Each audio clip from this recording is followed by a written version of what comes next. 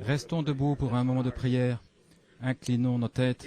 Cher Dieu, nous estimons que c'est un grand privilège d'être ici ce soir,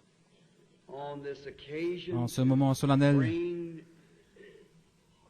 pour apporter un Christ vivant à un monde mourant et une génération qui se meurt. Nous voudrions demander, Seigneur, que tu oignes nos paroles et nos efforts, afin qu'ils ne te reviennent pas à vide, mais qu'ils accomplissent le but pour lequel ils sont destinés. Aide chaque homme, chaque femme, chaque jeune homme ou jeune fille qui sont ici dans le besoin. Et Père, nous savons que nous sommes tous nécessiteux. Et lorsque nous nous en irons ce soir, puissions-nous sentir dans notre cœur comme ceux qui venaient d'Emmaüs après avoir été témoins de la résurrection de Christ, disant, « Notre cœur ne brûlait-il pas au-dedans de nous lorsqu'il nous parlait le long du chemin ?» Accorde-le, Seigneur. Guéris les malades et les affligés. Qu'il n'y en ait aucun de faible au milieu de nous après la réunion ce soir. Et par-dessus tout, qu'il ne reste aucun incrédule, Seigneur. Qu'ils croient tous à la vie éternelle, car c'est dans le but de notre rassemblement ici. Ces bénédictions, nous les demandons pour l'honneur du royaume de Dieu, dans le nom de Jésus-Christ, le Fils de Dieu. Amen. Pouvez vous asseoir?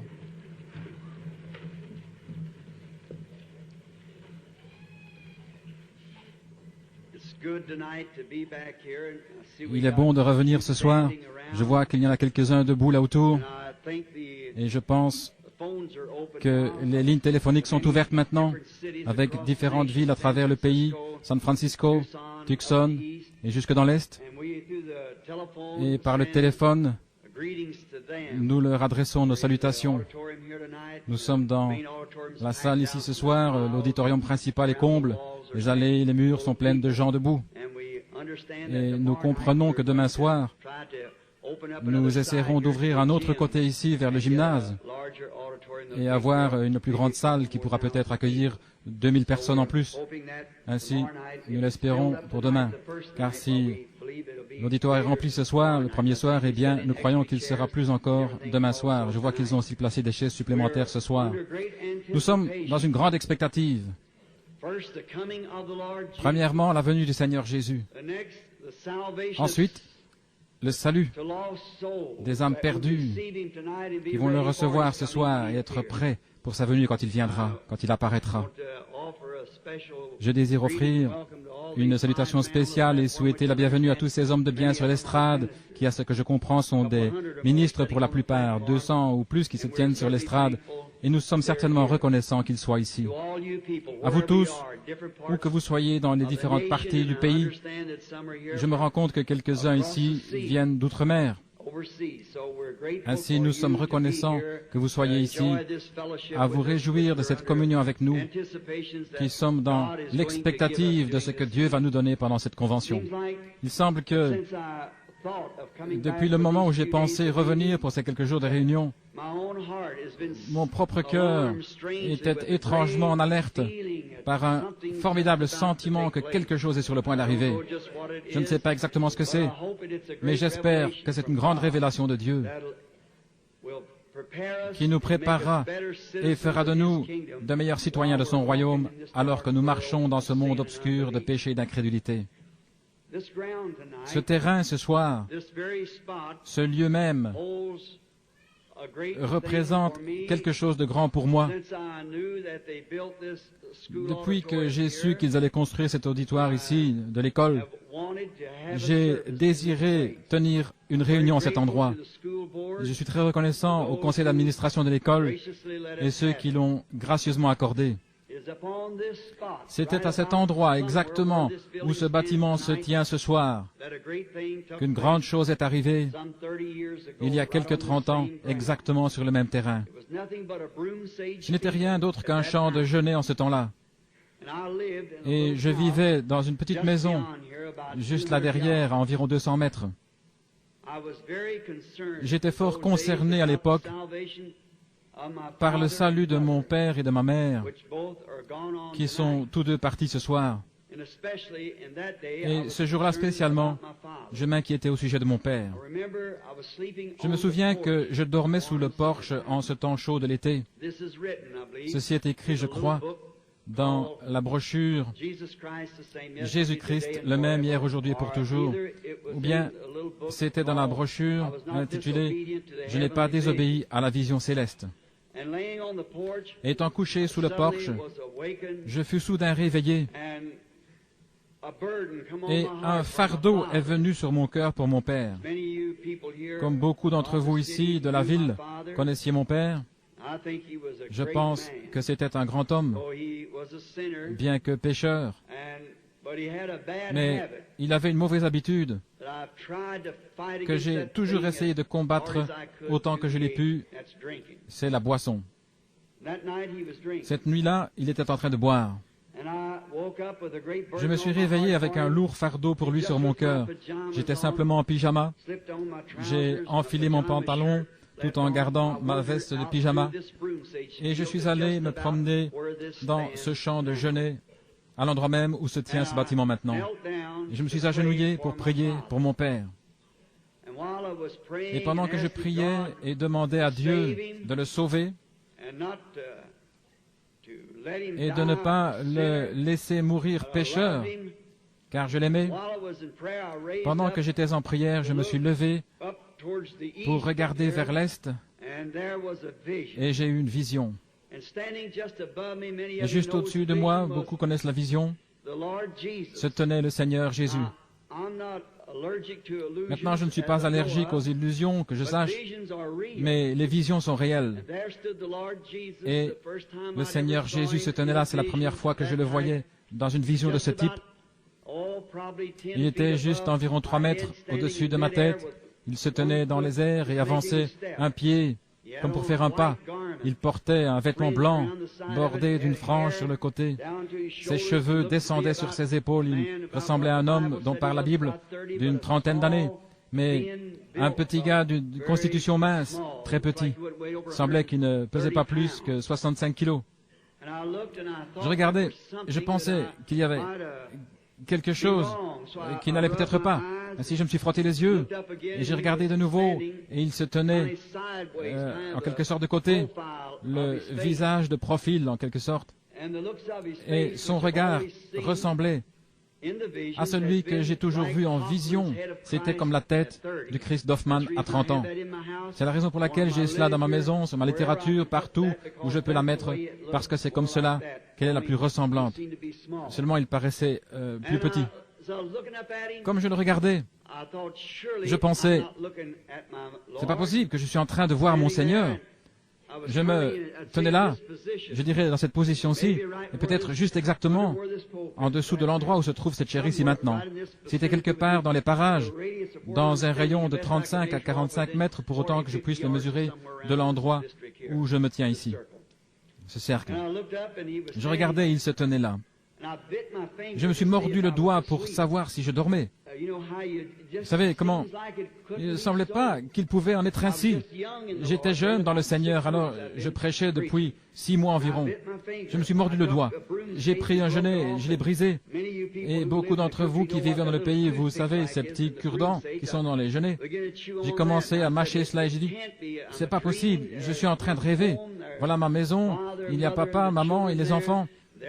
Voilà l'endroit où se trouvait la vieille mare de la maison de briques où je chassais le canard, c'est environ 200 mètres. Et me voilà dans le champ. Il doit donc bien en être ainsi.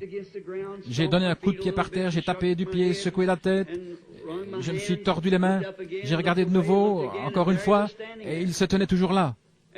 Et le vent commença à souffler, et je vis les genêts s'agiter, et quand le vent commença à souffler, son vêtement s'agitait. En même temps, comme les vêtements suspendus, un fil qui flotte au vent. Il se tenait là, et je le regardais. Je pensais, si je pouvais simplement jeter un regard sur son visage. Et il regardait vers l'est, juste dans cette direction. Il observait intensément. Je me suis avancé pour voir son visage de plus près, mais je ne le voyais toujours pas très bien. Il avait les mains devant lui. C'était plutôt caché de l'endroit où je me tenais. Je me suis avancé à nouveau. Je me suis éclairci la voie comme ceci, pour voir si je pouvais attirer son attention. Mais il ne bougeait pas. Alors j'ai pensé, je vais peut-être l'appeler. Et quand j'ai dit « Jésus », il a tourné la tête. Et tout en me regardant, il a étendu les bras. C'est tout ce dont je me souviens. Et puis il faisait presque jour et j'étais couché là quelque part dans le champ, l'endroit où nous sommes maintenant. Dans le champ, ma veste de pyjama mouillée par les larmes, car j'avais pleuré, je m'étais évanoui. Son visage avait des traits qu'aucun artiste ne pourrait dessiner ou peindre. Il ne pourrait pas le faire. Il avait l'apparence d'un homme dont le simple regard vous amènerait à pleurer par sympathie et avec respect et révérence, et en même temps avec assez de puissance pour renverser le monde s'il venait à parler. Et ces traits ne peuvent pas être saisis par un artiste. Et je n'ai jamais su jusqu'à aujourd'hui ce que cela signifiait. Mais me voici ce soir, 30 années plus tard, me tenant dans cette salle qui a été maintenant consacrée pour le service du Dieu Tout-Puissant. Et j'étais simplement un membre laïque, un ancien de l'église baptiste locale, dont Roy Davis était le pasteur en ce temps-là. Et je me tiens de nouveau ici, dans cet endroit comble, exactement sur le même terrain, avec ce que je pense être le rachat du sang de Jésus-Christ lui-même dans mes mains, pour apporter ce message du Seigneur pendant 4 jours.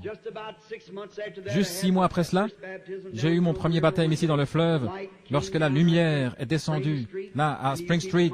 Comme beaucoup d'entre vous, devraient peut-être y aller jeter un coup d'œil. Spring Street et l'eau là sur les berges du fleuve.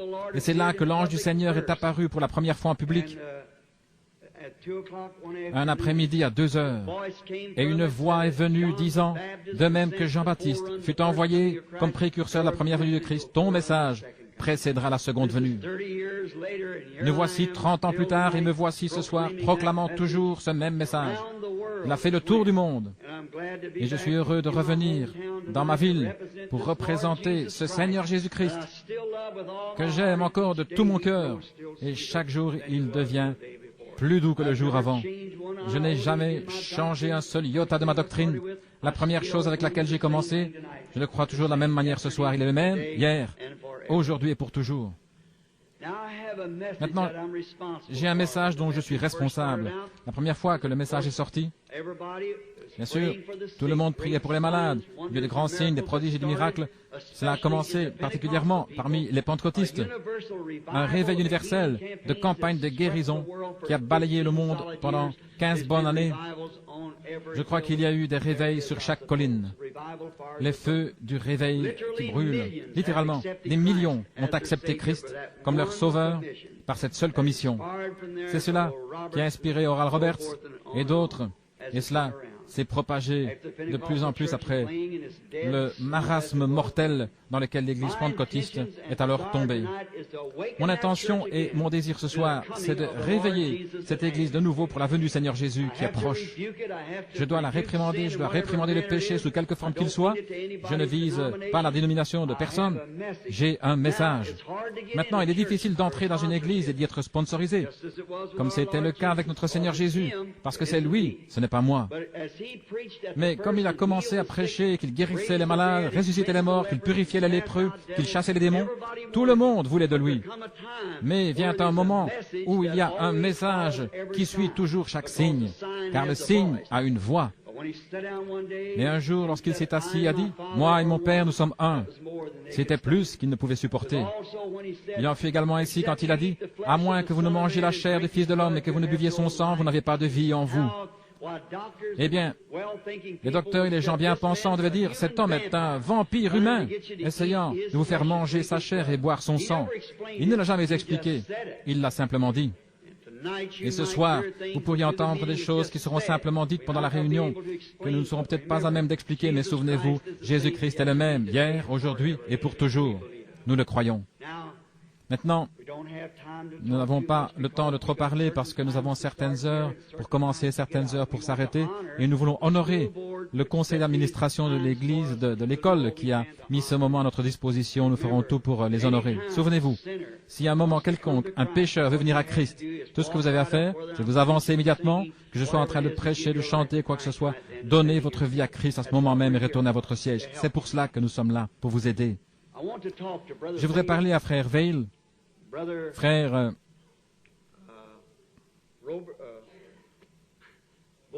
Borders et les frères ici. Je me demande s'ils ne pourraient pas tenir à l'église pendant l'après-midi ou le matin un service d'instruction pour ceux qui recherchent le baptême du Saint-Esprit. Cela serait-il bien, frère Neville et vous tous qui pourriez venir, frère Caps? Si quelqu'un désire être instruit sur le baptême du Saint-Esprit, pourquoi ne viendriez-vous pas ici au tabernacle? Qu'est-ce qui serait le mieux, le matin ou l'après-midi?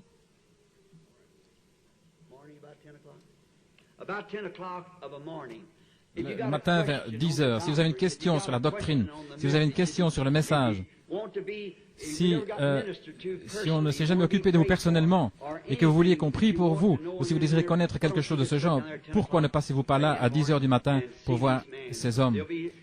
Il y en aura un ou plusieurs d'entre eux là-bas pour instruire, prier pour les malades et répondre aux questions d'une manière personnelle. Venez simplement vers eux et ils seront heureux de vous aider par tous les moyens possibles. Maintenant, juste avant de nous approcher de la parole, nous désirons nous approcher à nouveau de l'auteur de la parole. Vous pourriez trop manger, vous pourriez trop boire, vous pourriez trop rire, vous pourriez trop marcher, mais vous ne prierez jamais trop. Je voudrais que les hommes prient en tout lieu en élevant des mains pures, sans doute ni colère. Prions. Cher Jésus, auteur de la parole de vie, et tu es cette parole. Nous nous approchons solennellement maintenant de toi, après que j'ai expliqué la vision dont tu m'as rendu témoignage qu'elle est véritable. Seigneur Jésus, je prie que tu oignes les paroles ce soir pour l'écoute de chaque oreille qui est sous le son divin. Et s'il y en a ici, ou qui écoutent à travers la nation,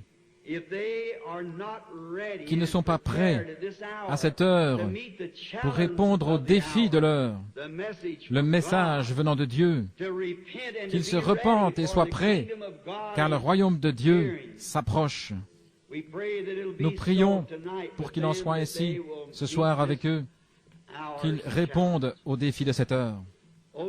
Ô Dieu, je désire prier pour demander de l'aide, connaissant la responsabilité et ce que cela signifie de devoir répondre au jour du jugement de tout ce que j'aurais dit ici et ailleurs. Aide-moi à être entièrement sincère, Seigneur, dans tout ce que je fais ou ce que je dis dans ta parole, afin qu'elle puisse porter du fruit. Car ta commission était que cette parole ne quitte pas ta bouche, mais médite-la jour et nuit, pour que tu prennes garde à faire tout ce qui est écrit dans la loi. Car alors, tu feras réussir tes voies, alors tu prospéreras, tu auras du succès. Ne t'ai-je pas commandé? Fortifie-toi et sois très courageux, car le Seigneur ton Dieu est avec toi partout où tu iras.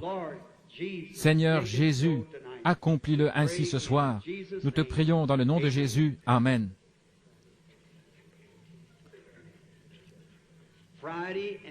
Vendredi et samedi, de 10h à midi, au tabernacle à la 8e rue et à la rue Penn, il y aura des instructions et des réponses sur la doctrine, des prières pour les malades, et encore plus.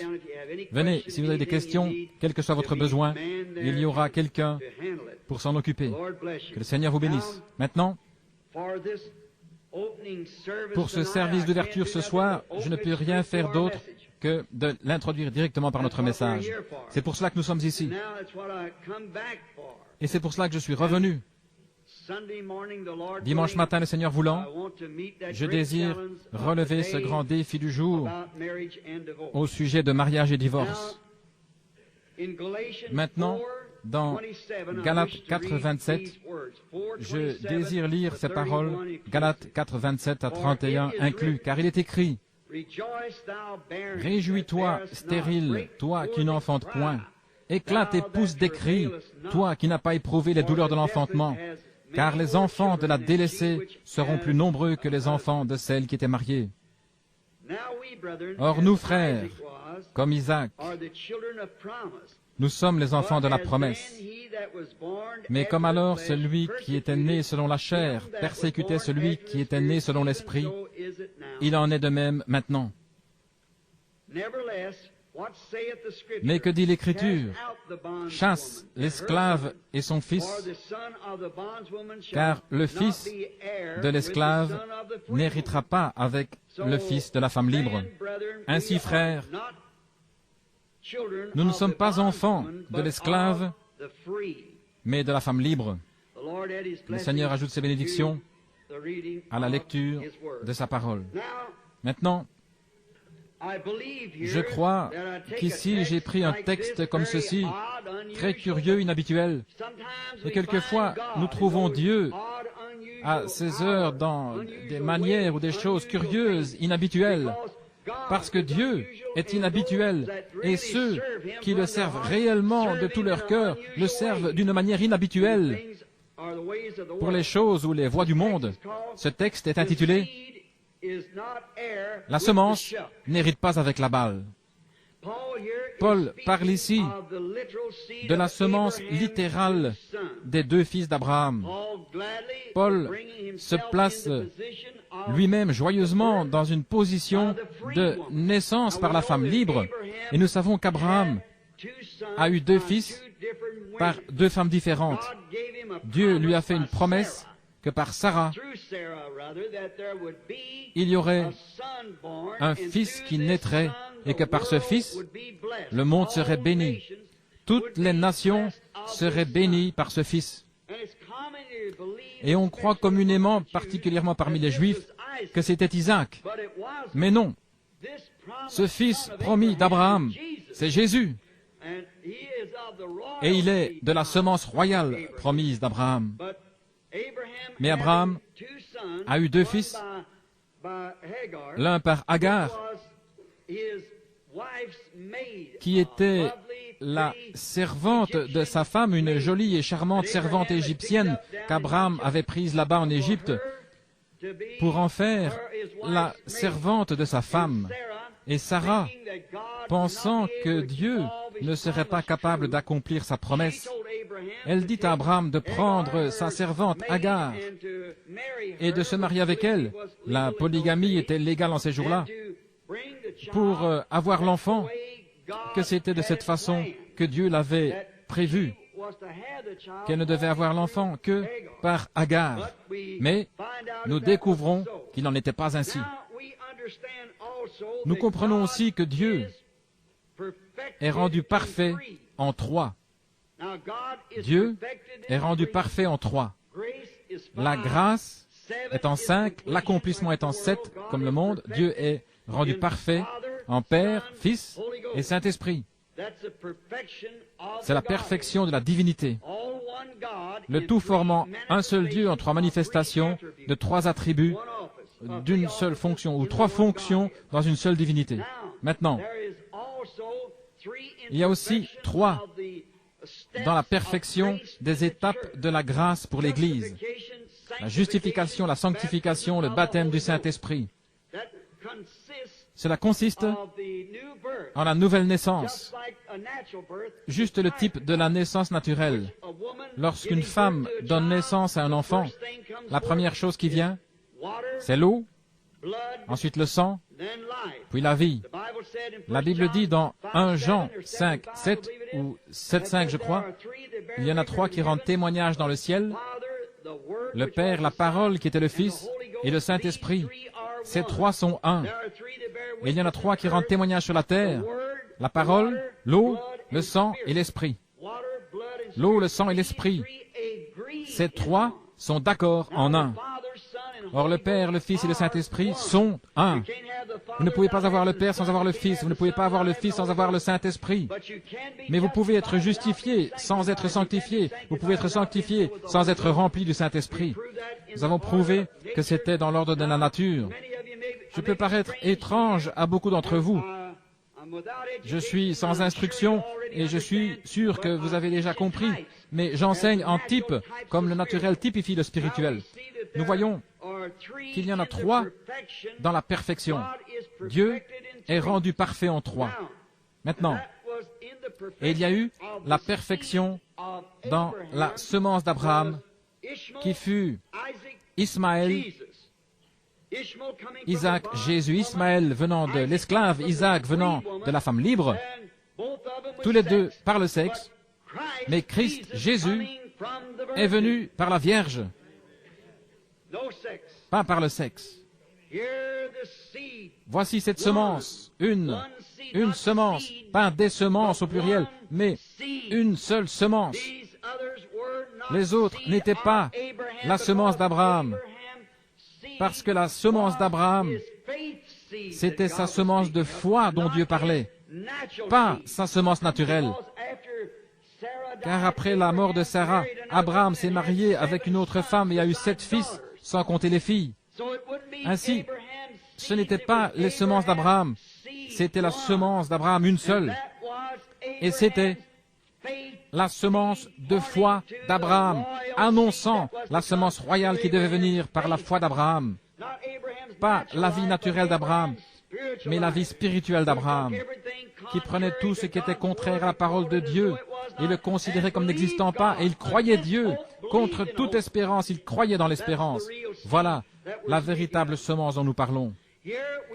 Ici, cependant, nous avons une image. La semence a commencé, la semence de la promesse a commencé avec un très léger doute de la promesse originale.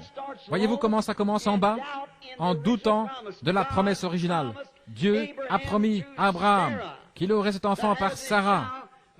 Mais observez maintenant, la première semence d'Abraham est venue par l'intermédiaire de l'esclave parce que Sarah a douté que ceci puisse arriver, parce qu'elle était vieille et avait dépassé l'âge d'avoir des enfants. C'est ainsi que commence l'Église, c'est ainsi que ça commence toujours. Vous commencez, vous partez d'en bas, vous ne partez pas du sommet. Un homme qui essaierait de monter sur une échelle et qui essaierait d'aller d'abord en haut se casserait le cou. Vous devez commencer et construire en montant jusque-là. Et nous trouvons ici le commencement de la promesse de Dieu étant manifesté au travers d'un programme de Dieu interrompu à la suite d'un léger doute. C'est de la même façon que le péché a commencé dans le Jardin d'Éden. C'est ainsi que la mort est venue par le péché, lorsqu'une seule parole de Dieu fut mal interprétée ou mise en doute.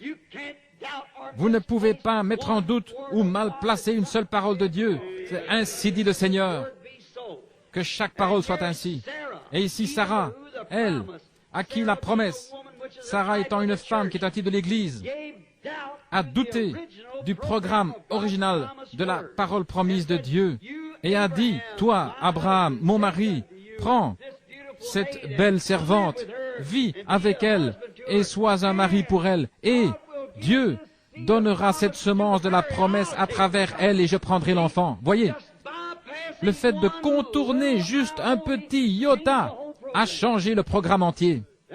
Par conséquent, nous devons prendre chaque parole de Dieu comme étant ainsi dit le Seigneur. Chaque parole de Dieu est vraie. Ici, la semence a commencé par une promesse qui fut légèrement mise en doute. Isaac étant la semence de la femme libre à qui la promesse avait été faite, engendra, comme Paul essaie de l'expliquer ici dans Galates, il engendra la semence promise naturelle. Et il continue en disant que les enfants de la femme esclave ne peuvent hériter avec les enfants de la femme libre, parce qu'ils sont de 2 catégories différentes. Et c'est vrai, l'incroyant ne peut pas hériter avec le croyant. Il n'y a aucun moyen du tout, et c'est là le problème aujourd'hui. Vous ne pouvez faire qu'un poulet dénominationnel croît avec un aigle. Vous ne pouvez simplement pas le faire. C'est là que le trouble vient. Vous devez croire chaque parole de Dieu. Vous n'héritez pas ensemble. pas plus que vous vous joindrez à lui. Vous ne pouvez pas le faire. Vous devez être un aigle ou un poulet. Il ne pouvait pas hériter avec Ismaël la semence de la femme esclave à cause du doute. Sarah a douté de la parole de Dieu, que Dieu était capable de l'accomplir. Et remarquez qu'Abraham, voyez sur quoi je construis ce dimanche matin, pour dimanche prochain. Abraham, non, n'a pas douté. C'est Sarah qui a douté. C'était elle. Ce n'est pas Adam qui a douté, c'est Ève qui a douté.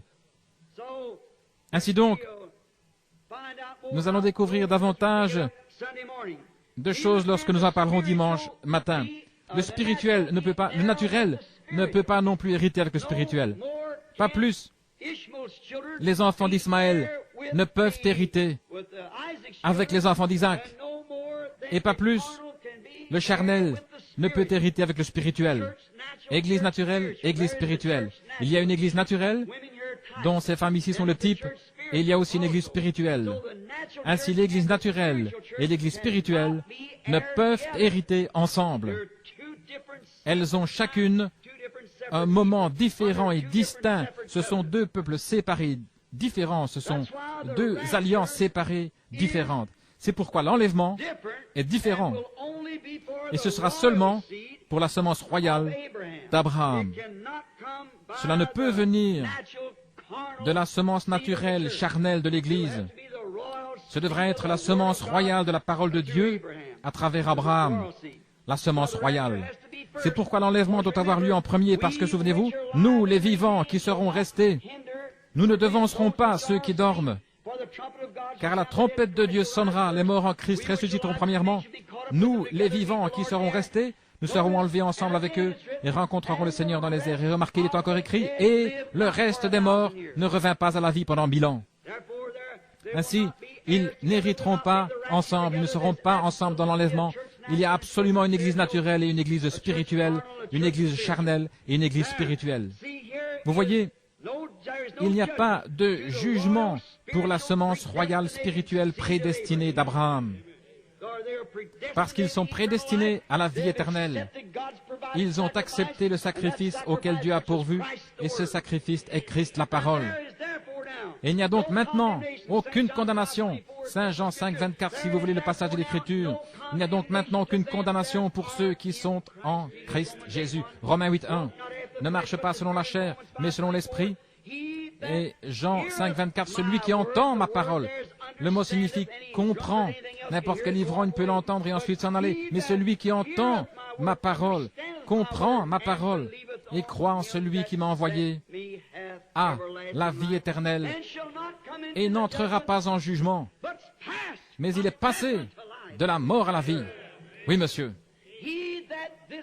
Celui qui comprend ce glorieux mystère du Dieu révélé, comment Dieu était en Christ réconciliant le monde avec lui-même, comment lui et le Père étaient un, ainsi que les grands mystères de l'accomplissement de Dieu, qui se présente lui-même manifesté dans l'âge des êtres humains, par le canal des êtres humains, et en compagnie d'êtres humains, pour manifester sa parole au jour du lever du soleil à l'est et faire la même chose alors que le soleil se couche à l'ouest pour se manifester dans une église épouse.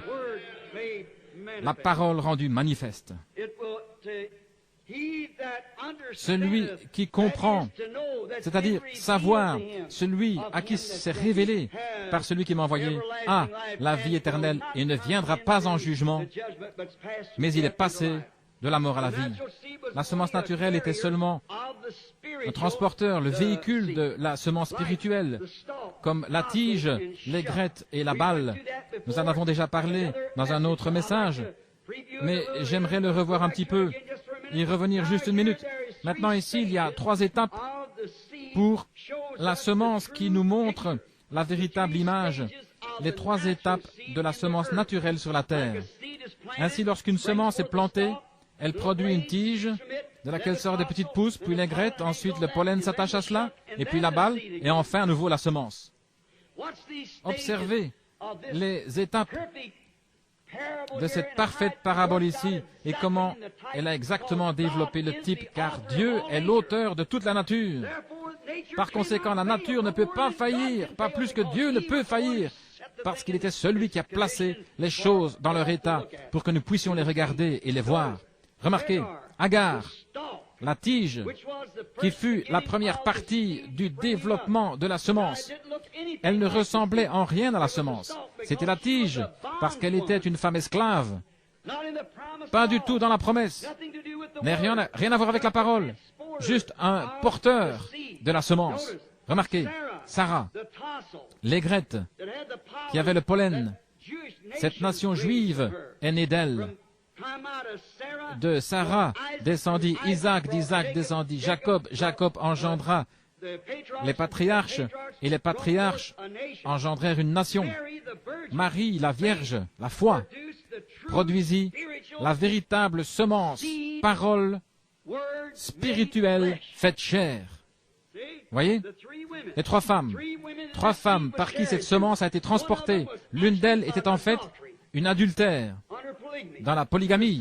La seconde était une femme libre et la troisième n'eut pas du tout besoin d'avoir affaire au sexe, mais par la foi, elle crut la parole de Dieu. Agar, Sarah et Agar, c'étaient toutes les deux par le sexe, mais Marie était vierge par la puissance d'une parole promise de Dieu. C'est vrai. La tige, Agar, deux épouses ont douté de la promesse. Mais observez ce que cela a produit lorsqu'Agar, la seconde femme d'Abraham, qui n'était seulement en fait qu'une concubine, mais elle a donné naissance à un homme. Quel genre d'homme était-ce? La Bible dit qu'il était un homme sauvage. Il vivait de son arc, et personne ne pouvait le vaincre. Impossible de l'apprivoiser, de le convertir. Il était irrégénéré. On ne pouvait l'apprivoiser. C'était un homme sauvage, parce qu'il venait du contraire de la parole de Dieu. Et tout ce qui est contraire, tout prédicateur, tout membre laïque, toute église qui est contraire à la parole de Dieu, produira un groupe adultère sauvage d'Hollywood, mondain, qui ne peut rester avec la parole non adultérée, sans mélange, parce que ce n'est même pas inclus dans la promesse. Non, Sarah, la véritable épouse de la promesse, l'aigrette produisit un homme ayant un esprit doux. En retour, il engendra une nation promise qui servait Dieu. Mais Marie, sans le sexe du tout, mais ayant cru la parole promise, quand elle était vierge, sans connaître d'homme, et l'ange du Seigneur l'a rencontrée, disant, « Je te salue Marie, bénie sois-tu parmi les femmes, car Dieu est avec toi. » Et elle a dit, « Comment ces choses se produiront-elles » L'ange répondit, « Le Saint-Esprit te converira de son ombre. » Il n'en avait jamais été ainsi au cours des âges, mais Marie a cru Dieu. Elle a dit, « Voici la servante du Seigneur. » Elle crut la parole. Comment fit-elle pour l'avoir? Elle savait qu'Agar avait eu un bébé par un désir sexuel avec Abraham. Et Sarah a eu un bébé par un désir sexuel avec Abraham. Les enfants de la promesse, l'esclave, la femme libre. Mais ici, il lui est demandé de croire, de contribuer à la foi qui était en Abraham, qui croyait l'impossible. Aussi longtemps que Dieu a dit qu'il en serait ainsi, c'est parfait. Elle crut Dieu, sans poser de questions. Elle a dit, voici la servante du Seigneur. Peu importe combien de critiques je dois subir du monde, mais qu'il me soit fait selon ta parole. Là est venue la semence authentique. Sarah n'avait pas pu le faire parce que c'était par le sexe, c'est vrai. Et Sarah non plus, car c'était le sexe. Pas plus que l'Église qui est dans le sectarisme. Il faut une croyance, une foi vierge dans la parole de Dieu pour faire qu'une promesse produise des enfants. Le sectarisme ne produira jamais une Église née de nouveau. Il ne peut pas le faire. Cela produira un substitut, produira quelque chose qui limite, quelque chose qui essaye de lui ressembler. Mais une Église de Dieu authentique, née de nouveau, croit à la parole de Dieu face à tout, quoi que ce soit, car elle n'est pas adultérée. Alléluia. C'est par la promesse de Dieu que ces choses viennent. Marie, la véritable personne, hors sexe, dit, qu'il me soit fait selon ta parole. Voici ta servante. Et elle produisit. Que produisit-elle? Pas un homme sauvage? Pas une nation? Mais elle produisit la parole. Dieu lui-même manifesté dans la chair. Alléluia. La vraie semence de Dieu qui manifesta chaque promesse que Dieu fit dans la Bible. Sans lui, aucun homme ne peut vivre. Elle était la vraie semence. Elle était au-delà. Elle fut la balle qui produisit le grain. Maintenant, les deux autres furent des porteurs de vie, seulement comme la semence naturelle. Marie, rappelez-vous, j'ai dit que les deux autres, Marie, ne la faites pas Dieu comme des gens essaient de le faire. Elle n'était pas un Dieu. Non, monsieur. Elle fut seulement un porteur de la semence, comme les autres l'ont été. Mais de même que la foi dans la parole fait avancer vers l'image réelle, c'est ainsi que le blé mûrit. Il vient une tige, puis le pollen, puis vient la balle. Mais vous pensez, cette balle, si vous ne faites pas attention, elle ressemble exactement au véritable blé. Mais lorsqu'elle est ouverte, le véritable blé est à l'intérieur. C'est de nouveau seulement un porteur. Ainsi, vous voyez Marie, pas par le sexe, mais par la foi. Quelque chose exactement comme cela. Marie n'était pas cette semence. Marie fut un porteur de la semence. Il était la semence authentique de foi. Parce que la parole de Dieu, c'est par la foi qu'il l'a donnée à Abraham. Et seule la foi peut produire ce que Dieu a dit qu'il ferait, la foi en sa parole. Remarquez, combien plus Marie fut comme la chose réelle, mais en tant que la balle étreint cette semence en elle-même, elle la protège et la nourrit jusqu'à ce qu'elle se trouve seule, mûre. Ainsi, ce troisième âge de l'église de Pentecôte a retenu ce grain pour le faire mûrir jusqu'au moment où la balle s'ouvre. Marie, étant la mère de Christ, fut juste un incubateur. Il n'y avait pas de sang de Marie, il n'était pas de sang juif, il n'était pas de sang des nations, il était le sang de Dieu. Dieu a créé ce sang, ce ne pouvait pas être le sexe. Il n'était ni juif ni des nations. Le bébé n'a pas une seule goutte du sang de sa mère, le sang vient du Père. Nous savons que l'hémoglobine est dans le mâle, comme les poulets. Ils peuvent avoir un œuf, une poule peut pondre un œuf, mais si elle n'est pas alliée avec l'oiseau mâle, le coq, il n'éclora jamais. Il est non fertile, bien qu'il ressemble exactement à un véritable œuf fertile. Chaque élément paraît le même, mais il n'a pas de vie en lui. Il en est de même avec les gens qui confessent Christ. Beaucoup d'entre eux ressemblent à des chrétiens, essayent d'agir comme des chrétiens, mais vous devez avoir Christ à l'intérieur de vous, ce qui est la parole manifestée. Sinon, cela ne mûrira jamais jusqu'à devenir un vrai chrétien croyant en la Bible. Ce sera toujours quelque chose de dénominationnel. Il ne peut pas vivre parce qu'il n'a pas de vie en lui pour vivre. Un œuf ne peut éclore, il pourrit là dans le nid si la poule n'est pas allée avec l'oiseau mâle. C'est juste comme les membres d'une église. Vous pouvez les pouponner, en faire des diacres et tout le reste. Mais vous avez un nid plein d'œufs pourris tant qu'ils ne sont pas accouplés au mâle. La balle était un porteur, elle nourrissait la semence, c'est vrai. Alors, voici, la semence elle-même doit quitter la balle, ou la balle doit se retirer de la semence pour permettre à celle-ci de s'exposer au soleil et arriver à maturité. Nous voyons tout en type. Voyez ici maintenant combien elle est proche, l'Église de ces derniers jours se met à ressembler à la semence elle-même. Regardez comme cette dénomination de Pentecôte qui s'est levée dans les derniers jours, nous l'expliquerons un peu plus tard, comment ils arrivent presque à ressembler exactement à la semence. Lorsque la balle est sortie du brin d'herbe du froment, après que le pollen soit tombé là, dans la seconde étape, et produit la troisième étape qui est la balle, et si vous n'êtes pas un observateur réellement attentif, vous ne serez jamais en mesure de dire si c'est le vrai grain de blé là-dedans. Quand ce premier petit grain arrive, il ressemble à un grain, mais cueillez-le, ouvrez-le, et vous découvrez qu'il n'y a pas de grain là du tout. C'est simplement la balle, un porteur du grain. Le grain provient de cela. Mais souvenez-vous, il n'y a plus rien après cette balle. Souvenez-vous, il n'y a plus nulle part de semence promise à travers une femme après Marie. Il n'y a plus de dénomination promise après la Pentecôte. C'est l'épouse destinée à l'enlèvement qui sort de la semence, la parole manifestée de nouveau. Remarquez, voyez combien cela paraît proche. Matthieu dit, Saint Matthieu 24 a dit, que les deux esprits dans les derniers jours, l'esprit de l'Église, des gens d'Église, Et l'esprit de l'épouse, des gens de l'épouse, serait si proche au point de séduire les élus même, si c'était possible. C'est proche à ce point-là. Regardez comment cela vient de la tige. Remarquez maintenant, nous allons typifier quelque chose ici. Luther, dans l'âge de l'Église, produisant la semence épouse, était le même en esprit, juste un petit grain de semence sur lequel Luther s'est tenu. C'était la justification par la foi. Il était le type même d'Agar, la tige. Remarquez, Wesley fut le type de Sarah. Philadelphie, l'âge de l'amour, qui apporta l'aigrette. Dans l'âge de Wesley, il y eut plus de missionnaires que nous n'avons dans aucun autre âge.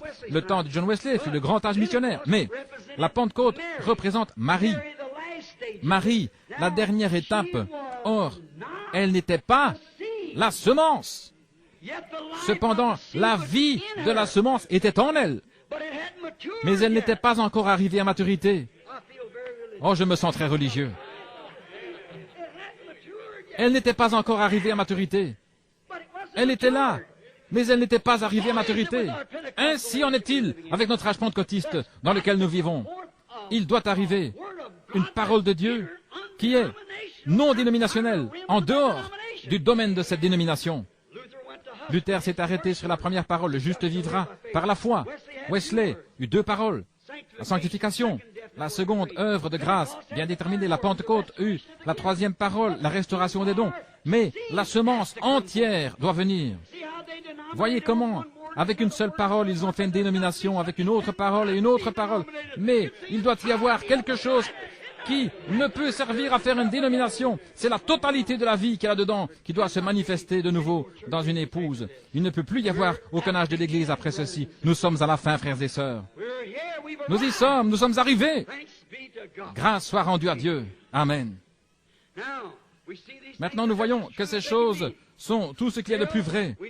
Alors nous remarquons que si elle est l'aigrette, ou si Wesley est l'aigrette, alors la Pentecôte est la balle, ce qui est l'étape suivante de la venue du grain. Mes frères, sœurs, la tige n'est pas le grain.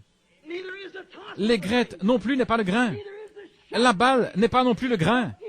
Bien qu'à chaque fois, en mûrissant, cela ressemble davantage au grain. La tige ne ressemble pas au grain. Ensuite, que vient-il? L'aigrette, un petit bulbe, elle ressemble plus au grain que le brin d'herbe. Que vient-il après? La balle. Elle contient le grain, elle nourrit le grain. Regardons maintenant la promesse que Dieu a faite à Abraham. Ta semence, parlant spirituellement, n'importe lequel d'entre nous sait cela, il parlait de Christ et non d'Isaac, à travers sa semence de foi. Remarquez, la première vint par une esclave.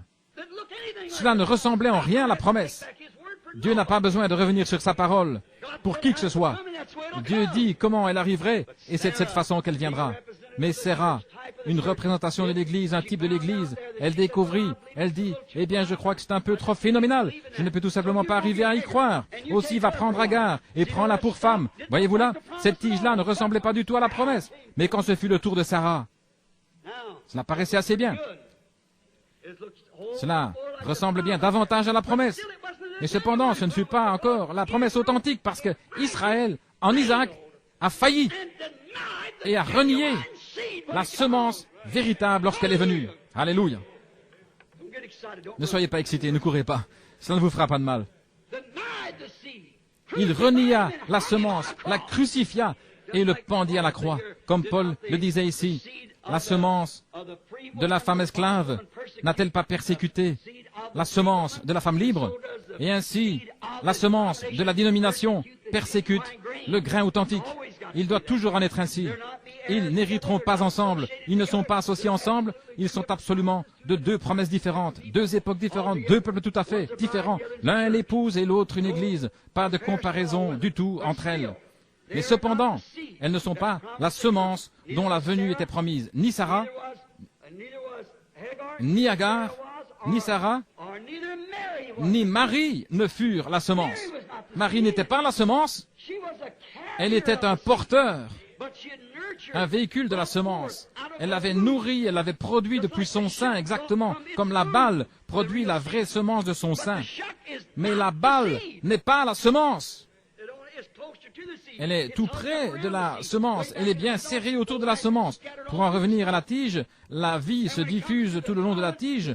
Et quand vient le pollen, elle se concentre. Mais lorsque vient la balle, elle est exactement comme si c'était la semence. Et sa forme est à peu près comme la semence. Jésus nous a dit que ce qui arriverait dans les derniers jours, que ce serait si près au point de séduire les élus eux-mêmes si c'était possible. Mais alors la semence provient de là et la balle, la vie quitte la balle et la balle est un porteur et c'est exactement ce qu'ont été nos dénominations des porteurs. Luther, Wesley, les pentecôtistes. Et maintenant, c'est le moment pour la semence d'apparaître. Remarquez, Marie n'était pas la semence. La balle, l'aigrette et la tige n'étaient que des porteurs d'une partie de la parole. Pas toute la parole. Luther eut la justification, Wesley eut la sanctification, les pentecôtistes eurent la restauration des dons. Mais lorsque la parole vint, or il pouvait produire cela, cette justification qui sauve un homme. Croyez cela? Certainement, c'est un porteur de la parole. De même que je crois que la tige est une partie du blé, certainement. Mais c'est un porteur. Elle n'est pas la vie. Ensuite est venue la sanctification. Combien croient la sanctification? Si vous croyez la Bible, vous devez y croire, certainement. Ainsi, ce n'est quand même pas. C'est un peu plus, 2 mots de plus. Mais alors, vient la Pentecôte, la restauration des dons, le parler en langue. Ils l'ont appelé l'évidence initiale du Saint-Esprit. Et là, ils l'appellent cela l'évidence initiale. Qui a produit quoi? La balle. Mais ils en ont fait une dénomination. Mais quand vous commencez à dire, moi et mon Père, nous sommes un et ces autres choses, alors la balle se retire de cela.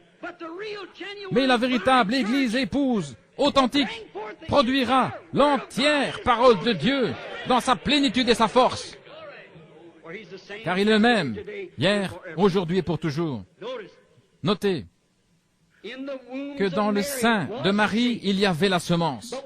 Mais lorsque la semence fut mise au monde, elle a dit, je viens pour faire la volonté de celui qui m'a envoyé. Moi et mon Père, nous sommes un. Si je ne fais pas ses œuvres, ne me croyez pas. Voilà la semence. Lequel d'entre vous peut m'accuser d'incrédulité? Ce que la Bible avait promis que je ferais, je l'ai fait. Dieu l'a confirmé à travers moi, dit-il. Qui peut me dire maintenant? La semence. Mais la semence en Marie, la balle était près d'être cela, mais elle ne l'était pas. C'était toujours en son sein.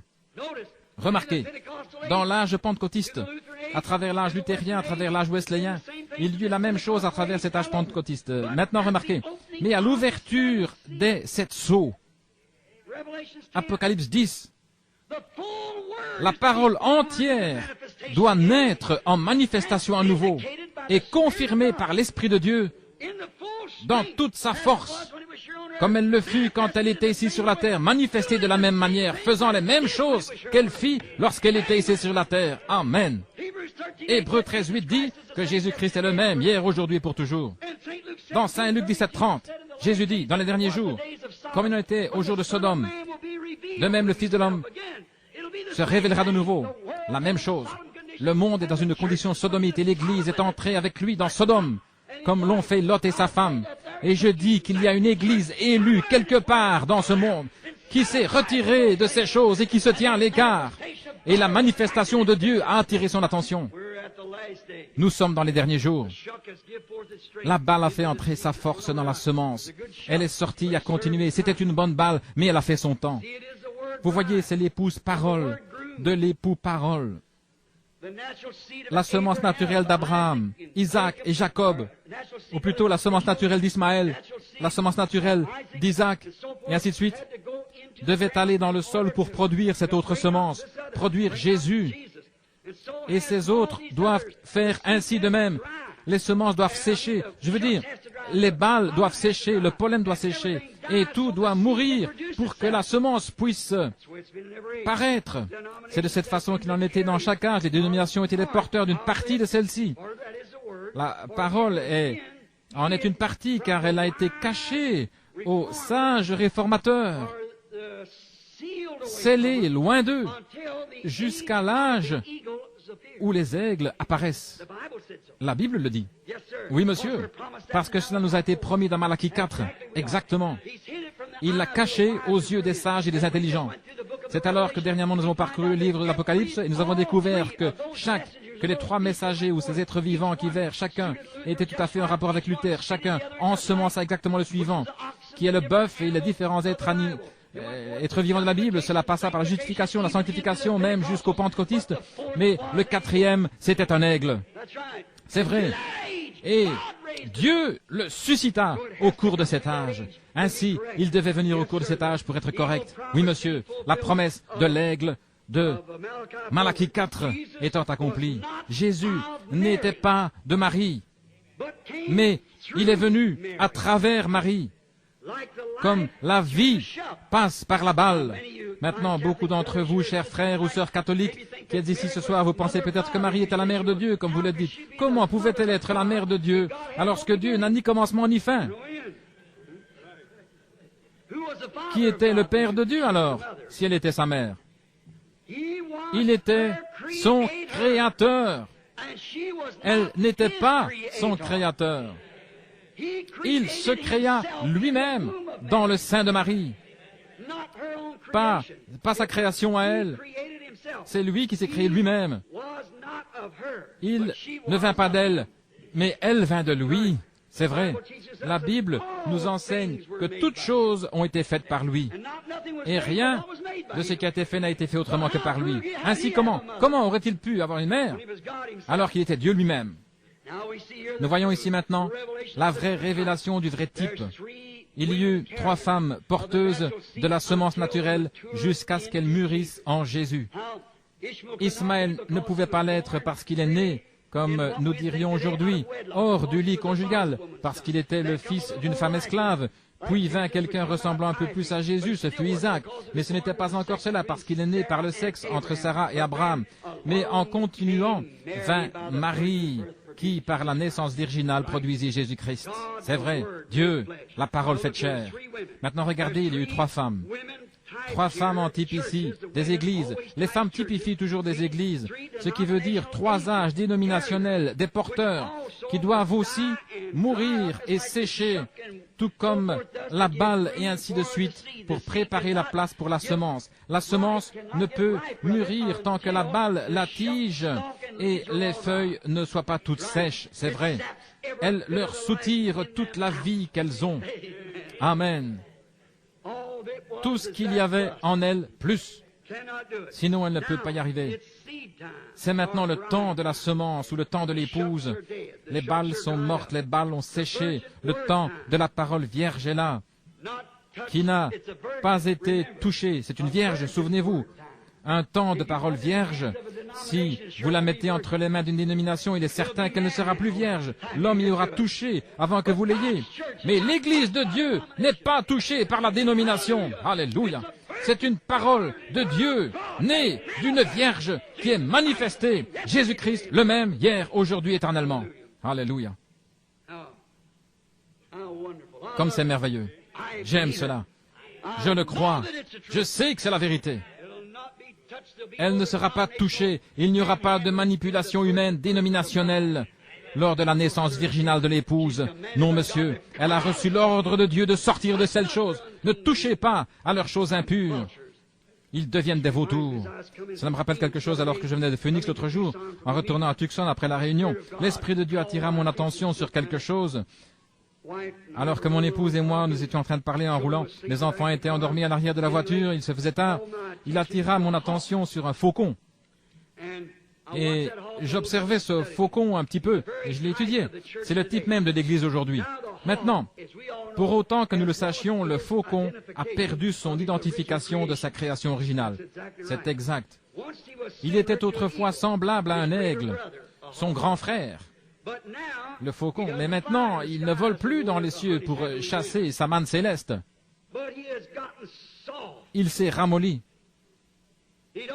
Il ne vole plus dans les cieux. Il sautille simplement sur le sol comme un vautour. Il se tient sur un poteau téléphonique et saute de ci, de là, à la recherche de lapins morts. Le faucon n'a pas été fait pour cela. Non. Il a été fait pour être semblable à l'aigle. Maintenant, c'est exactement comme l'Église. Elle a été faite pour être semblable à l'aigle. Elle devait avoir sa place dans les lieux célestes, mais au lieu de cela, elle s'est ramollie. Il ne vole plus dans l'inconnu, dans l'azur. Non, monsieur. Elle dépend de ces règles modernes d'adoption, d'éducation, de théologie, de quelques dénominations faites de main d'homme, cherchant un tas de lapins morts, à moitié pourris ou autre chose. Il sautille sur le sol, c'est vrai. Un faucon. Voyez-vous ce que ça signifie? L'aigle n'a pas changé du tout, il reste un aigle. Un faucon ne s'élève plus dans les cieux pour attraper sa manne fraîche là-haut, mais il dépend de ce qu'il peut trouver qui est déjà mort.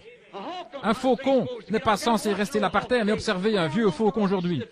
Suivez une route et vous verrez les fils téléphoniques couverts de faucons attendant de trouver quelque chose qui a été tué, quelque chose de pourri.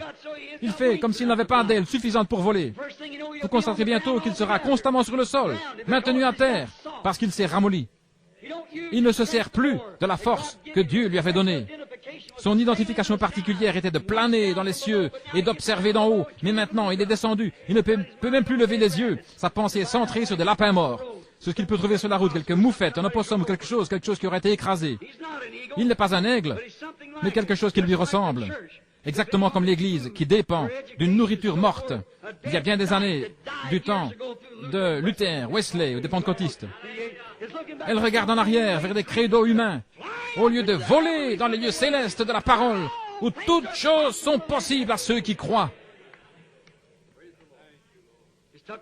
Il a pris les habitudes des buses, ces choses mortes qui sont laissées pour les vautours, le monde. L'instruction et les choses comme cela ont été laissées pour le monde, pas pour l'Église. Il est si ramolli, sans vigueur, qu'il ne peut plus s'élever dans les cieux. Céleste, aride, où toutes choses sont possibles à ceux qui croient. Il reste assis, dit, eh bien, Dr. Hunt, elle a dit que ma dénomination ne le croit pas de cette manière-là. Oh, vous, espèce de faucon perverti. Vous avez peur de prendre position sur les promesses de Dieu. Vous dites, eh bien, le temps des miracles est passé. Vous êtes mou. Vous avez peur d'utiliser vos ailes et de voler là. Êtes-vous devenu trop mou pour une réunion de prière? Êtes-vous arrivé au point d'avoir peur de rester plus de 10 minutes à l'hôtel? Vous sautiez comme un vautour qui mange de la charogne morte sur le sol. Oui, monsieur, le faucon est trop mou pour pouvoir encore supporter ce qui est aride. Il saute comme un vautour et mange de la nourriture de vautour. Voilà ce que c'est vrai. Au point qu'il commence à ressembler à un vautour. Il agit comme un vautour. Il n'a plus rien d'un faucon. Il est plus un vautour qu'un faucon. Un faucon est censé planer, non pas se tenir sur un poteau téléphonique et guetter un lapin mort pour ensuite aller là-bas, sauter de ci, de là sur la route, comme un vautour. C'est à peu près la façon de l'Église aujourd'hui. À quoi bon monter là-haut et voler alentour alors que je peux avoir des lapins ici? Mais ils sont morts, ils sont pourris, ils sont contaminés. Autrefois, ils étaient bons. Ainsi en est-il de la doctrine des luthériens, de Wesley, des pentecôtistes. Pourquoi mangez-vous comme un vautour? Il y avait de la manne fraîche qui tombait des cieux chaque nuit pour les enfants d'Israël. Lorsqu'ils voyageaient, tout ce qui était laissé était contaminé. Nous avions l'habitude de dire dans notre endroit, c'est plein de vermine.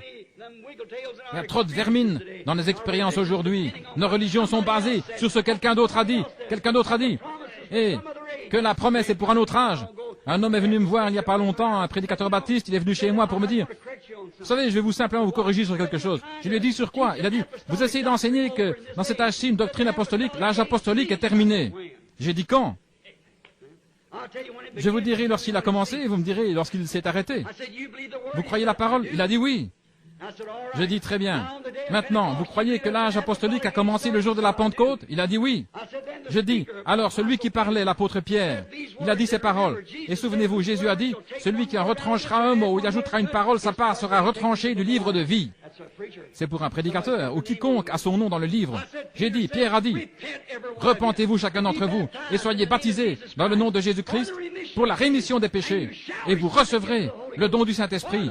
Car la promesse est pour vous et pour vos enfants, pour ceux qui sont au loin, aussi grand nombre que le Seigneur Dieu les appellera. Alors, quand est-ce que ça s'est terminé? Nous y sommes encore. C'est une bande de faucons qui se sont transformés en buses et sautillent autour d'une carcasse morte qu'un autre âge a tué pour eux. C'est vrai. Plus de la manne fraîche qui vient des cieux. Ils n'en veulent pas. Ils ne peuvent pas avoir de réunion de prière. Ils ne sont pas des aigles pour commencer. Mous, pas vigoureux. Ils sautillent simplement là aux alentours. Nos dénominations modernes sont ainsi, elles s'appuient sur l'enseignement d'une théologie humaine qui essaye d'expliquer, de se débarrasser par des explications ces choses. Et ils acceptent cela. Ils ne veulent pas prendre la parole qui dit que Jésus-Christ est le même hier, aujourd'hui, éternellement. Ils ne veulent pas prendre Malachie 4.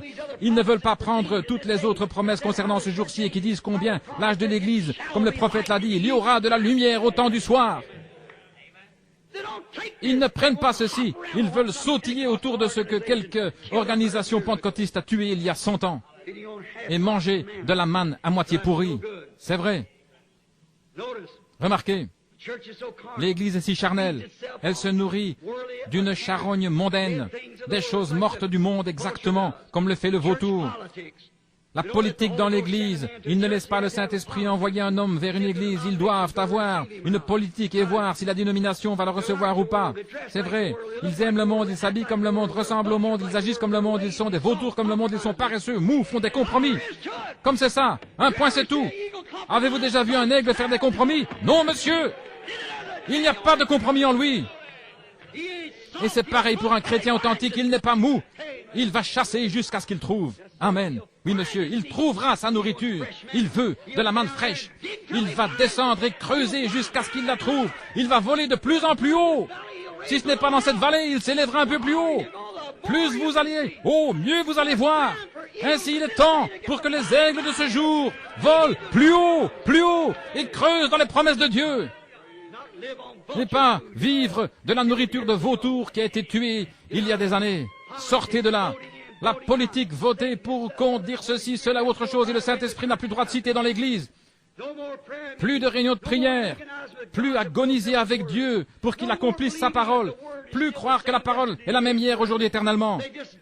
Ils ont simplement dégénéré en vautours, sont devenus une dénomination, ils ont mis leur nom dans le livre et sont devenus paresseux et mous. Ils se tiennent là-bas en savourant une sorte de charogne morte, alors qu'ils devraient être au moins des faucons qui sont des frères semblables à l'aigle. Le prophète qui apportait la véritable parole de Dieu l'a manifesté. Et il se base sur une théologie humaine à moitié pourrie. Où est-ce que cela mène?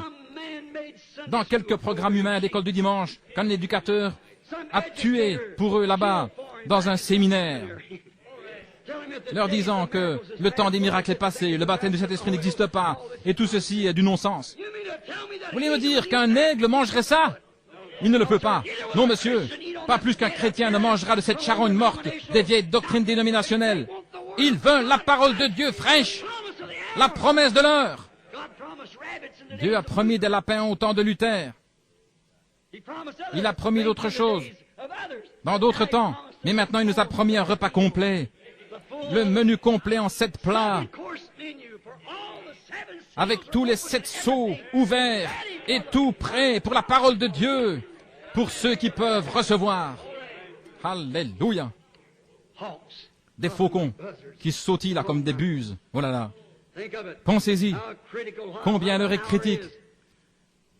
Autant le faucon a perdu depuis longtemps son identification de faucon, de même l'Église a perdu depuis longtemps son identification de petit frère de l'aigle, le prophète de Dieu, autrefois porteur d'une vraie parole, la justification, puis il devint porteur de la sanctification, puis il devint porteur du baptême, du Saint-Esprit, la restauration des dons. Mais alors, quand elle va chercher à revenir constamment manger de la manne d'un autre jour, c'est pourri, ce n'est pas bon. Un aigle authentique de ce jour sait que c'était très bien, mais nous avons reçu cela plus, au point que Jésus-Christ est manifesté dans la plénitude de sa puissance, comme il avait promis pour ces derniers jours. Elle est maintenant une balle sèche, c'est passé. L'Esprit de Dieu est passé à travers elle, c'est vrai, et elle n'héritera pas avec la parole semence confirmée. Elle n'héritera certainement pas, elle ne sera pas dans l'enlèvement, elle sera un membre d'église, elle pourra venir dans la seconde résurrection et sera jugée selon ce qu'elle aura entendu. Si vous êtes ici ce soir juste un membre d'église, quel sera votre jugement quand nous devrons tous nous tenir là et témoigner que vous avez entendu la vérité?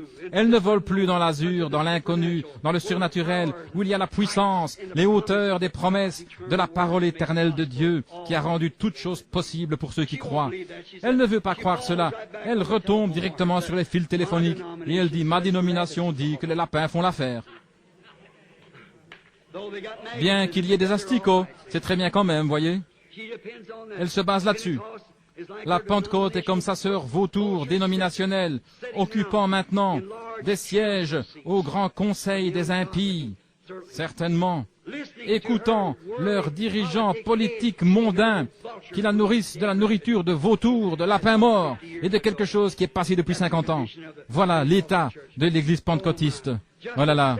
De même que Sarah a essayé d'accomplir la promesse du surnaturel en choisissant Agar. De même, l'Église essaye de provoquer un réveil. Nos grands évangélistes annoncent à travers les pays aujourd'hui un réveil dans notre temps, un réveil dans notre temps. Vous tous, méthodistes, baptistes, pentecôtistes, rassemblez-vous tous. Comment pouvez-vous avoir un réveil de manne fraîche sur un vieux vautour mort? Comment pouvez-vous l'avoir? Un réveil dans notre temps. Le réveil sera si petit qu'ils ne sauront jamais qu'il s'est produit. Les pentecôtistes disaient, oh, une grande chose va arriver. Et c'est arrivé, ils ne le savent même pas. C'est ça, vous voyez? Oui, monsieur. Car là où est la carcasse, là s'assembleront les aigles. C'est ce qu'il est dit. Qu'est-ce que la carcasse? La parole. Il est la parole, la carcasse, Christ. Christ en vous, le même, hier, aujourd'hui, éternellement. Combien c'est vrai. Sarah, essayant de faire que les promesses s'accomplissent. Comme l'Église aujourd'hui, un grand réveil dans notre temps. Par quoi? Par une promesse pervertie. Comment allez-vous le faire alors que Dieu n'a jamais béni les organisations? Il n'a jamais utilisé une organisation. Lorsqu'un message est venu et qu'ils se sont organisés, c'est mort à ce moment-là. Et je défie n'importe quel historien de me montrer où il s'est relevé. Il est mort à ce moment-là, il est resté là. Dieu est sorti tout droit de ce porteur pour entrer dans un autre, sortant des luthériens pour entrer dans les méthodistes, sortant des méthodistes pour entrer dans les pentecôtistes. Maintenant, il est sorti des pentecôtistes pour entrer dans la semence. Parce que ce devait être la semence. Vous ne pouvez pas battre la nature. Pour elle, il n'y a rien d'autre que la semence qui puisse arriver. Ainsi, la semence se reproduira, car il est le même, hier, aujourd'hui, éternellement. La même colonne de feu montrant les mêmes signes, la même puissance, le même Dieu, les mêmes miracles, les mêmes choses, confirmant exactement la parole et la Bible. Il est le même, hier, aujourd'hui, éternellement. Il nous conduit ce soir. Oh Dieu, aide-nous à le voir et à le croire, certainement. Vous voyez, Sarah, l'Église qui a choisi Agar. Ça n'a pas marché, n'est-ce pas? Non. Son groupe trié sur le volet ne marchera pas non plus aujourd'hui. Les docteurs en philosophie, en théologie, tous les porteurs ont échoué. Luther n'y est pas arrivé, Agar non plus. Qu'est-ce que Agar a fait? Agar a donné son fils à un autre saint pour élever son enfant. Pour élever son enfant. Agar a fait cela. Elle a donné son fils unique, au sein d'une autre femme. Pas sa mère, pour l'élever. C'est la même chose que fit Luther lorsqu'il a donné son fils, la justification, à une dénomination pour qu'elle en fasse ce qu'elle veut, exactement, pour l'élever. Wesley a échoué de la même manière que Sarah, doutant que la naissance surnaturelle était le baptême du Saint-Esprit, comme Sarah le fit sous le chêne. Quand Wesley fut introduit au surnaturel, lorsque vint l'âge pentecôtiste et que Wesley fit connaissance du parler en langue, tous ceux-ci, ils en rirent et s'en moquèrent. Vous tous, Église de Christ, soi-disant, et vous, baptistes et presbytériens, chacun d'entre vous, vous avez fait un pied de nez et vous en êtes détourné. C'est vrai. Qu'avez-vous fait? Wesley, vous avez vendu votre enfant à une organisation. Et il est mort. C'est exactement vrai. Mais la parole, la vraie parole, a continué sa marche. Elle n'est pas restée dans cette organisation. Elle se déplaça dans la Pentecôte et prit avec elle quelques éléments de plus. C'était un fils plus mûr, comme la semence qui tomba dans le sein. Après un certain temps, la colonne vertébrale se forma, puis il y eut des poumons, une tête, des pieds. Ensuite, après un certain temps, le moment de la naissance est arrivé, c'est vrai. Ainsi, c'est comme cela que l'Église a mûri de la même manière. Wesley a douté, exactement comme le fit Sarah sous l'arbre. Elle a dit, lorsque l'ange du Seigneur, un homme habillé comme un ange, Dieu c'était lui-même Elohim, habillé comme un homme qui se tenait là avec de la poussière sur ses vêtements et qui leur donna la promesse, alors que Sarah avait 90 ans et Abraham 100 ans. Et Sarah, elle rit sous cape et elle a dit, comment cela pourrait-il alors que Abraham et moi, eh bien, comme les jeunes, nous n'avons plus eu de relation depuis des années. Et elle avait presque 100 ans, elle dit, et moi avoir du plaisir avec mon Seigneur alors que je suis vieille et lui aussi. Et son courant de vie est mort et mon sein est desséché, ma poitrine n'est plus, les veines lactifères ont disparu. Comment pourrais-je la voir? Mais Dieu a dit, je l'ai promis, il viendra de toute façon. Wesley fait de même. Comment pouvons-nous accepter ces parler en langue, la guérison divine et ces choses? Ce n'est pas pour nous en ce jour. Dieu a dit, j'ai promis que dans les derniers jours, je répandrai mon esprit sur toute chair. Il a promis de le faire. Et il est allé de l'avant et il l'a fait de toute manière. Et l'église wesleyenne, avec toutes ses petites sœurs, sont même Pauline, baptistes, presbytériennes, l'église de Christ nazaréen, pèlerins de la sainteté, les frères unis, et d'autres encore, moururent avec elle. Et l'église continua d'avancer. Maintenant, que fit la Pentecôte? Elle s'est organisée, juste comme la balle. Elle a fait la même chose. Elle s'est organisée, elle s'est mise elle-même au rang de la balle, c'est vrai. La Pentecôte fut comme Marie. Regardez comment fit Marie à la fête de la Pentecôte. Qu'est-ce que Marie a fait de faux? Une fois au cours de la fête de la Pentecôte, elle fut confrontée à un groupe de dignitaires, de prêtres.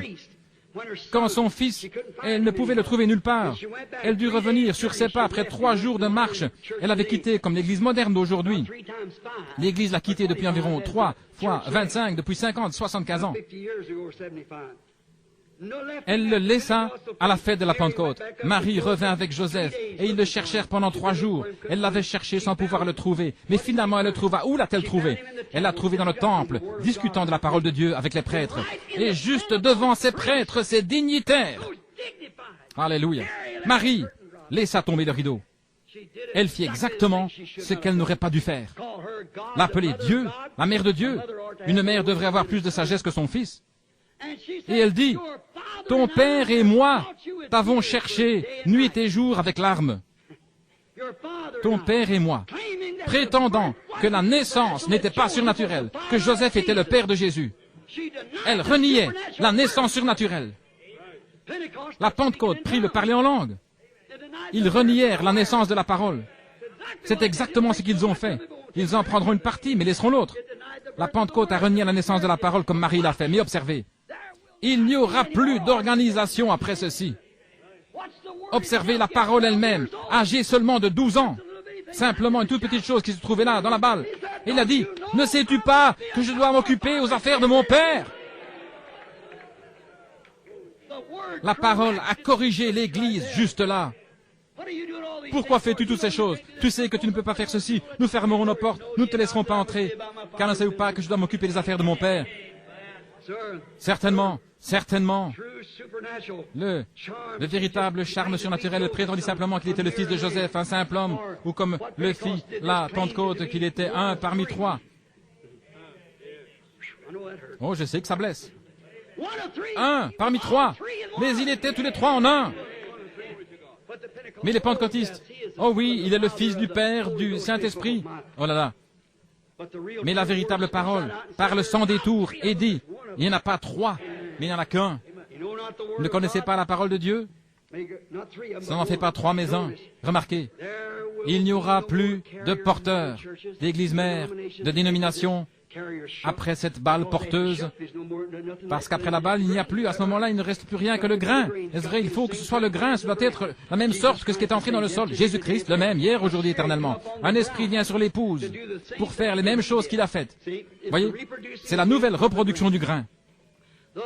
La parole, même jeune, a parlé pour elle-même. Et tu ne sais pas que je dois m'occuper des affaires de mon Père? Voilà le secret du message. Exactement. Les affaires du Père. Que sont les affaires du Père? Pourriez-vous penser à ce qu'étaient les affaires du Père pour lui? Accomplir ce qu'Ésaïe avait dit, une vierge concevra. Accomplir Ésaïe encore, le boiteux bondira comme un cerf. Et toutes ces choses qui devaient se produire, comme dit Moïse, le Seigneur votre Dieu suscitera parmi vous un prophète comme moi. C'était les affaires du Père d'accomplir cette parole-là. Eh bien, si cela est arrivé au travers des tiges de cette femme naturelle, qu'en est-il des tiges de ces femmes églises spirituelles?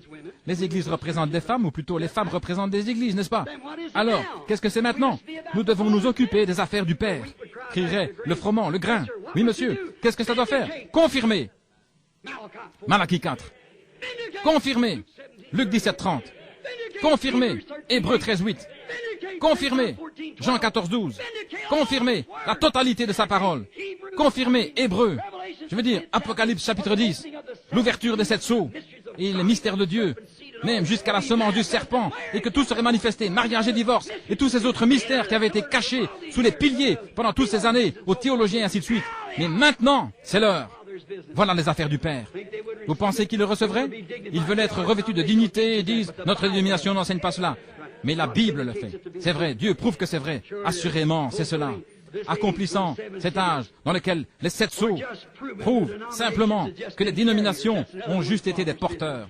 C'est un autre aspect des affaires du Père, prouvé. Et les affaires du Père maintenant, c'est de vous montrer que ces dénominations ne sont pas siennes. Ce sont des systèmes humains qui renient la parole. C'est vrai. Remarquez, vous dites, quoi, Marie, la grande Vierge, à la croix, il ne l'a jamais appelée mère. Il l'a appelée femme, un porteur, pas une mère. C'est vrai, elle fut le porteur de la parole, mais elle n'était pas la parole. Il était la parole. Oh oui, notez aussi, elle ne fut pas identifiée avec lui dans la résurrection. Il est mort et ressuscité parce qu'il était la parole. Elle fut juste un porteur. Elle mourut et est toujours dans la tombe. C'est vrai. Ainsi, elle fut juste un porteur, pas sa mère, pas Dieu. Elle fut juste un porteur comme sont les églises, c'est vrai. Cela montre qu'elle fut simplement un porteur par la parole.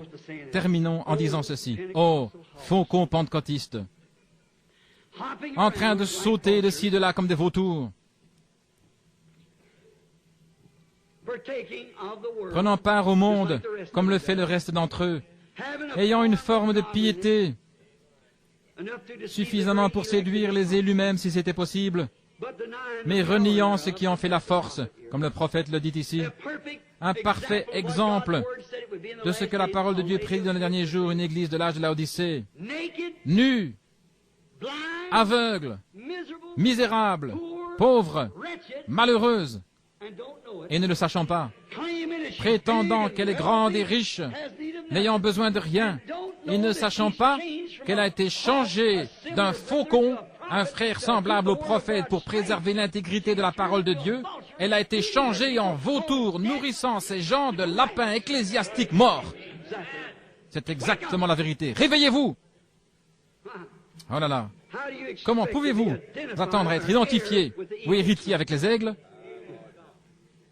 quand il y a de telles choses dans cette grande heure où l'enlèvement est proche? Ô chrétiens, ô croyants, si vous avez été un croyant partiel, continuez à assister aux réunions pour quelque temps, voulez-vous. Je crois que nous avons quelque chose ici, que le Seigneur désire vous faire connaître. Il est tard, je ne peux pas aller plus loin, je dois m'arrêter, peut-être finir demain soir. Mais regardez, inclinons la tête juste un moment.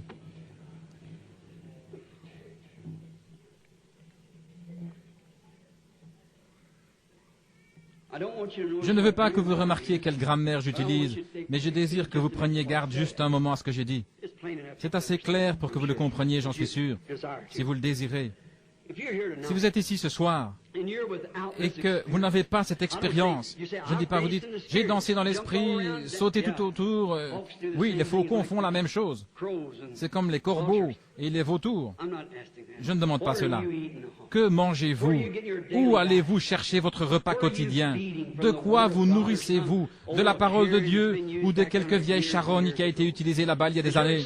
Votre expérience est-elle faite ce soir de quelque chose que vous avez pris il y a plusieurs années? Ou bien est-ce frais et nouveau ce soir, une nouvelle manne qui vient juste de tomber du ciel dont vous nourrissez votre âme en attendant demain pour quelque chose de bon et de meilleur? Si vous n'êtes pas ainsi maintenant, levez la main, les yeux fermés.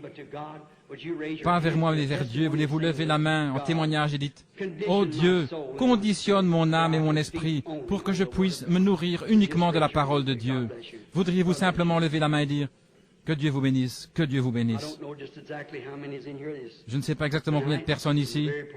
Je ne sais pas bien évaluer, mais je dirais que 1/3 ou plus ont levé la main, voulant que leur âme soit conditionnée.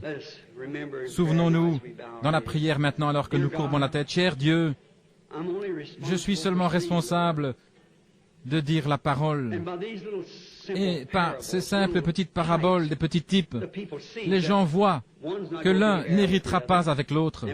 Et nous savons que dans les derniers jours, il va y avoir des gens qui vont être enlevés dans les cieux. Et certains d'entre eux seront ici quand Jésus viendra. Et nous nous attendons à ce qu'il vienne, même ce soir. Et je pense qu'il y a 30 ans, à peu près 30 ou 33 ans, j'étais agenouillé ici peut-être à ce moment de la nuit, aux alentours de 9h30 ou 10h, priant pour un père qui était perdu. Ce soir, Seigneur, je prie pour de nombreux pères, de nombreuses mères, des frères et des sœurs. Ne ferais-tu pas miséricorde du bien-aimé? Il est maintenant trop tard pour mon Père de faire quelque chose à ce sujet. Il est passé au-delà des frontières de cette vie. Et bientôt, Seigneur, nous passerons tous par ce chemin. Je dois moi aussi emprunter ce chemin. Chaque homme, chaque femme, jeune homme ou jeune fille ici doit emprunter ce chemin. Et nous serons responsables de ce que nous faisons de la parole de Dieu. Combien cet homme paraissait petit à côté de David lorsqu'il cracha sur lui. Combien ces gens qui crachèrent sur Jésus, la parole, ceux qui le percèrent seront petits quand il reviendra. Combien petits se sentiront les gens qui pouvaient s'en aller d'ici après avoir vu, non pas dans quelques grands termes grecs et ainsi de suite, mais dans la nature elle-même qui nous parle de Dieu le Créateur, pouvant voir les porteurs de la parole et la parole elle-même et connaître l'heure à laquelle nous vivons, et que c'est maintenant le temps de la moisson. Dieu bien-aimé, ne nous laisse pas nous détourner de ceci pour quelque folie du monde, mais laisse-nous le recevoir ce soir de tout notre cœur. Seigneur, crée en moi un bon esprit, l'esprit de vie, afin que je puisse croire toutes tes paroles, accepter Jésus la parole, le même, hier, aujourd'hui, éternellement, et croire aujourd'hui à la partie qui a été donnée pour cet âge-ci. Accorde-le, Seigneur, je le demande dans le nom de Jésus. Et maintenant, je vais demander à chacun d'entre vous, alors que vous êtes ici, pensant très sincèrement à ceci, nous n'avons pas d'église pour que vous vous y joigniez. Nous avons un bassin là pour y être baptisés. Tous ceux qui crurent furent baptisés. Si vous n'avez jamais été baptisé maintenant du baptême chrétien, ceci ne veut pas dire asperger ou faire couler de l'eau, ça veut dire par immersion, non pas dans un titre de Père, Fils, Saint-Esprit, mais dans le nom du Seigneur Jésus-Christ, comme l'Église entière fut baptisée, jusqu'à ce que l'Église catholique introduisit en 303 trois dieux et trois formes de baptême dans des titres trinitaires. Si vous n'avez pas encore eu cela, venez demain matin à 10 heures. Il y a des vêtements, des robes, tout ce qu'il faut qui vous attendent là-bas. Ne voulez-vous pas venir vous joindre à Jésus-Christ? Non pas à nous, nous n'avons pas même une église ici pour prendre soin de vous. Allez à l'église de votre choix, d'où que vous veniez, mais s'il vous plaît, croyez cette parole. La croyez-vous? Dites Amen. Que Dieu vous bénisse. S'il y a quelque chose que nous pouvons faire pour vous aider, nous sommes ici pour le faire. Maintenant, je sais qu'il y a des malades ici. Notre temps s'est écoulé ce soir pour avoir une ligne de prière. Peut-être pourrons-nous quand même l'avoir. Je désire que chacun d'entre vous, vous posiez les mains sur quelqu'un à côté de vous. Et sans aucun doute, vous posez vos mains sur un aigle. Peut-être un aigle qui avait mangé de la nourriture de vautour quelque part et qui en est dégoûté, il en est malade, ils n'en veulent plus. Ils veulent en sortir. Ils sont malades, dégoûtés, ils en ont assez, ils sont ici ce soir et voient ce que les aigles peuvent réellement manger. La parole et avoir un Christ vivant parmi eux se montrant vivant le même hier, aujourd'hui, éternellement. Ils ne veulent pas hériter avec la balle. Elle doit être brûlée. Toute la paille doit être brûlée. La moissonneuse vient pour battre le blé et le séparer. Vous voulez être du blé. Il y en a quelques-uns qui sont malades, certains physiquement. Je désire que vous priez pour votre frère, sœur, aigle là. Alors que je prie pour vous ici, puisse l'Esprit de Dieu venir sur vous. Souvenez-vous, je vous donne la nourriture de l'aigle, la promesse de Dieu. Il appelle ses prophètes des aigles. Il s'appelle lui-même un aigle. Il est l'aigle, Jéhovah. Et pendant que vous avez les mains posées sur quelqu'un, priez pour lui. Notre Père céleste, ta parole dit que la dernière commission que tu as donnée à ton Église fut « Allez dans le monde entier, prêcher l'Évangile ». Ce sont les ordres généraux. Celui qui croira et sera baptisé sera sauvé, celui qui ne croira pas sera condamné. Ces signes suivront ceux qui croient. En mon nom, ils chasseront les démons. Ils parleront de nouvelles langues. S'ils boivent quelques breuvages mortels, il ne leur fera aucun mal. S'ils saisissent des serpents, ils ne leur feront point de mal. Et s'ils imposent les mains aux malades, ceux-ci seront guéris. Ô aigle Jéhovah, nourris tes petits ce soir avec cette parole, Seigneur. Ils en ont besoin. C'est le repas dont ils ont besoin. C'est ce dont ils ont besoin, connaître ce qu'est la nourriture, ce qu'est le ainsi dit le Seigneur. Tu as promis que s'ils imposaient les mains les uns aux autres, qu'ils seraient guéris. Ô Seigneur Dieu, enlève maintenant de nous tout doute et toute pensée de vautour. nous nous nourrissons solennellement de la nourriture de l'aigle, de la parole de Dieu, que tout esprit impur qui est dans ces gens, tout esprit de doute, tout esprit de crainte, toute prétention dénominationnelle, toute habitude, toute maladie, toute affection parmi le peuple, que cela parte dans le nom de Jésus-Christ, que cela sorte de ce groupe de gens, qu'ils puissent être libres à partir de cette heure, afin qu'ils soient capables de manger de la nourriture d'aigle que nous croyons que tu vas nous envoyer au cours de cette semaine. Seigneur, brisant ces sceaux et nous montrant ces mystères qui ont été cachés depuis la fondation du monde, comme tu l'as promis. Ils sont à toi, Père, dans le nom de Jésus-Christ. Amen. Tous ceux qui croient et acceptent, levez-vous et dites, je crois, j'accepte cela. Ce que Dieu m'a promis, je le reçois. Que le Seigneur vous bénisse. C'est merveilleux. Tout le monde est debout. Chantons-lui cet hymne maintenant. Je l'aime, parce qu'il m'a aimé le premier. Tous ensemble maintenant.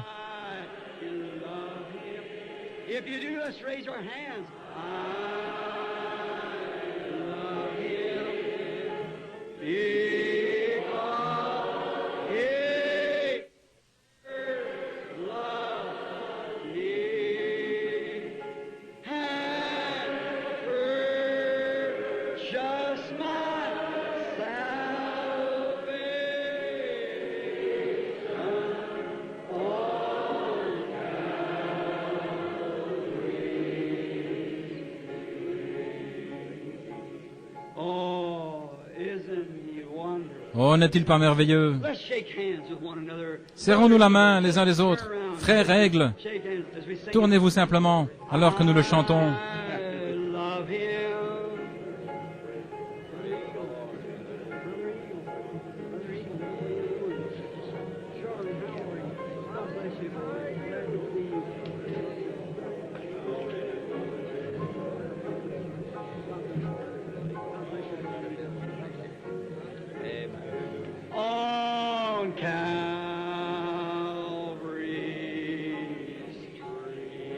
Let's raise our hands again to him.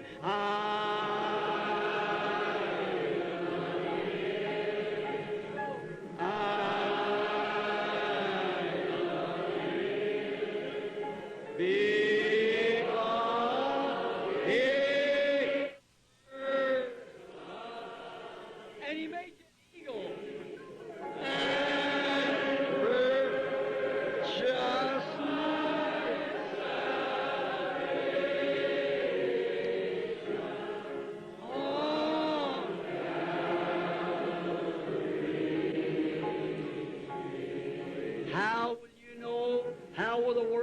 Comment saurez-vous, comment le monde saura-t-il que vous aimez Jésus? Parce que nous nous aimons les uns les autres. C'est ainsi que le monde... Vous voyez, Dieu voit votre foi, le monde voit vos actions. Aimez-vous les uns les autres, soyez aimables les uns avec les autres, parlez l'un de l'autre avec patience et toute instruction supplémentaire que nous pouvons donner concernant le baptême, la recherche du Saint-Esprit. Nous n'avons pas suffisamment de salle ici pour faire cela, vous comprenez. L'appel à l'autel. Si Dieu vous a convaincu que ceci est vrai, que Jésus-Christ est le même hier, aujourd'hui, éternellement, et que vous désirez vous joindre à lui, allez, soyez baptisés demain dans son nom. Il y aura là-bas des hommes pour vous instruire. Nous ferons tout ce que nous pourrons pour vous aider.